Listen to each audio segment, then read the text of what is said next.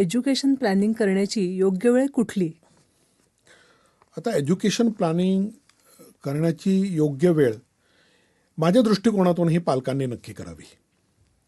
कारण असं आहे की सर्वात पहिले म्हणजे पालक म्हणून तुम्हाला किती आधीपासून हे कळायला पाहिजे की तुमच्या मुलाचं करिअर पोटेन्शियल काय आहे.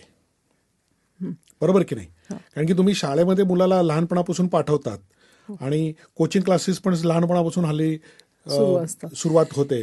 किंवा आपण असं म्हटलं तर की त्याच्या आवडीनिवडी काय आहेत इथपासून सुरुवात केली तर आवडीनिवडी हा पुन्हा एक भाग वेगळा आहे. आवडीनिवडी हा तुमच्या वातावरणावर निर्भर करतोय. तुम्ही कुठल्या वातावरणामध्ये मुलाला वाढवतात आहे. तुमचं सामाजिक वातावरण, तुमचं कौटुंबिक वातावरण, पालक म्हणून तुमचं एज्युकेशन बॅकग्राऊंड, तुमचं प्रोफेशन, अशा बऱ्याच गोष्टी असतात ज्या मुलांच्या आवडीनिवडी बनवण्यामध्ये रिस्पॉन्सिबल असतात. आता आवडीनिवडी मग त्याच्यातनं आपल्याला त्याचा कल कुठं आहे हे समजू शकतं किंवा हो, पण ते आवड निवड ही ह्या दोन्ही गोष्टी कशा आहेत ना, त्या एक्सटर्नल आहेत. मुलाचं वातावरण बदललं त्याच्या आवडीनिवडी बदलतील. बरं. म्हणजे आणि सहसा मी पाहिलंय की पालक इथेच चूक करतात. ते मुलांचं करिअर पोटेन्शियल त्यांच्या आवडीनिवडीवरून आयडेंटिफाय करतात, त्यांच्या पोटेन्शियलवरून नाही. म्हणजे मुलाचा एज्युकेशनल इंटरेस्ट किंवा करिअर इंटरेस्ट आणि करिअर पोटेन्शियल ह्या दोन्ही गोष्टी वेगळ्या असू शकतात.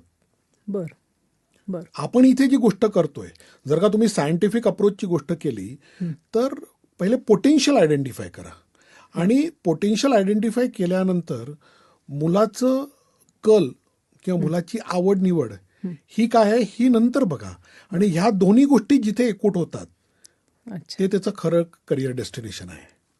म्हणजे असं नाहीये की आवड निवडला अजिबात महत्व नाहीये. आवड निवड ही पाहिजेच. आता किंवा एका ठराविक मर्यादेनंतर त्याला कुठल्या विषयात मार्क जास्त पडतायत किंवा जास्त त्याचं अकॅडमिक परफॉर्मन्स आहे. ते अकॅडमिक परफॉर्मन्स आहे. ऑब्व्हियसली ज्या विषयामध्ये त्याचा इंटरेस्ट असेल त्या विषयामध्ये तो जास्ती मेहनत करणार आणि तिथे त्याचं रिझल्ट चांगलं येऊ शकतं. राईट. पण आता त्याची योग्य वेळ कशी ती पालकांनी का ठरवावी त्याचं कारण असं आहे की तुम्हाला किती वेळ हवाय तुमच्या मुलाचं सायकोलॉजिकल ग्रूमिंग त्या पर्टिक्युलर करिअरसाठी करायला तुम्हाला किती वेळ हवाय हे पालक म्हणून तुम्हालाच माहीत असणार. बरोबर. पण जर का आपण अकॅडमिक पॉईंट ऑफ व्ह्यूनीच पाहिलं तर जे इंटरनॅशनल करिक्युलम्स आहेत ICSE बोर्ड वगैरे ज्याच्यामध्ये 8वी नंतर स्ट्रीम सिलेक्शन येतं. बरं. पण आपलं स्टेट बोर्ड किंवा CBSE बोर्ड म्हटलं तर आपण SSC नंतर म्हणजे 11वी 12वी मध्ये आपण सब्जेक्ट सिलेक्शन किंवा स्ट्रीम सिलेक्शन करत असतो 10वी नंतर. पण आता न्यू एज्युकेशन पॉलिसी प्रमाणे स्टेट बोर्ड आणि सेंट्रल बोर्ड ह्या दोन्हीमध्ये 8वी नंतर ते सिलेक्शन आता करावं लागणार आहे. बरं.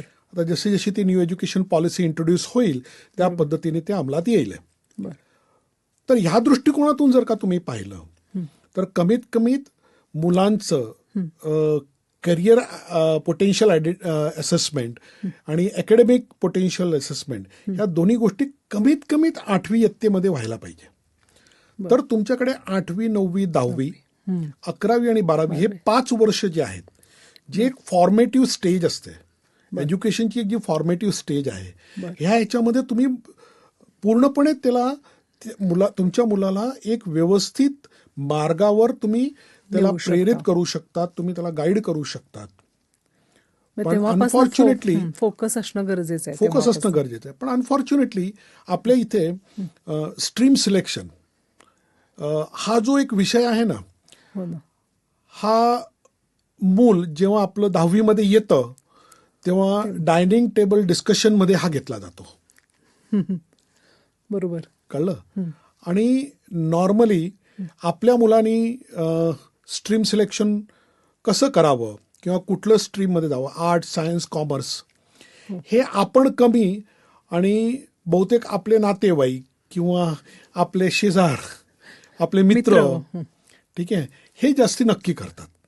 म्हणजे ते सजेस्ट करतात की तुम्ही मुलाला डॉक्टर बनवा, इंजिनियर बनवा. पण आपण हे कम्प्लिटली अनसायंटिफिक अप्रोच आहे असं तुम्हाला नाही वाटत का? कारण की आपण पोटेन्शियलचा विचारच नाही करत आहे. बरोबर. बरोबर की नाही? म्हणून माझ्या दृष्टिकोनातून 8वी इयत्तेमध्ये एकदा का तुमचं मूल आलं, बरं. तर तिथून जर का तुम्ही एक प्रॉपर अप्रोचनी पुढे वाढला, तर एक प्रॉपर प्लॅनिंग, स्ट्रॅटेजी हे सगळं करून तुम्ही पुढे वाढून तुम्हाला सक्सेस 100% मिळू शकतो. बरं. 8वी पासूनच तो फोकस असणं गरजेचं आहे. गरजेचं आहे.